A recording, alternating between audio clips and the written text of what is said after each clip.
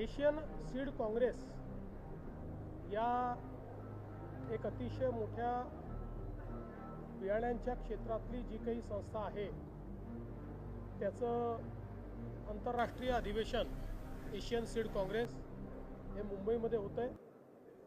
जवळपास 10 वर्षांनी भारताला यजमानपद मिळालेलं आहे।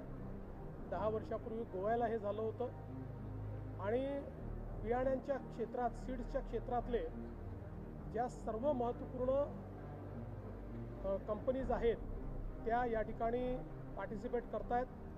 जवळपास 40 देशातनं वेगवेगळ्या प्रकारे बियाण्यांच्या क्षेत्रात काम करणारी मंडळी या ठिकाणी आलेली आहेत आणि त्याच्या उद्घाटन प्रसंगी मी त्यांच्यासमोर हा मुद्दा मांडलेला आहे की जे काही आमची बियाणं आहेत त्याच्यामध्ये ट्रेसेबिलिटी असली पाहिजे।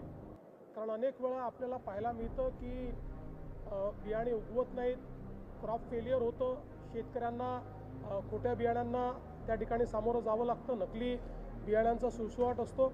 त्यामुळे ब्लॉकचेन पद्धतीनं पुढच्या काळामध्ये बियाण्यांचा सर्व व्यवहार आज वातावरणातल्या बदलांचा जो शेतीवर परिणाम होतोय त्या परिणामाचा विचार करून आपल्याला बियाण्यांच्या क्षेत्रामध्ये इनोव्हेशन आणलं पाहिजे आणि नवीन प्रकारचे वाढ की जे क्लायमेट रेझिलियंट म्हणजे वातावरणातल्या बदलाचा जो परिणाम आहे त्या परिणामाला त्याचा सामना करू शकतील अशा प्रकारचं बियाणं आपल्याला तयार करता आलं पाहिजे।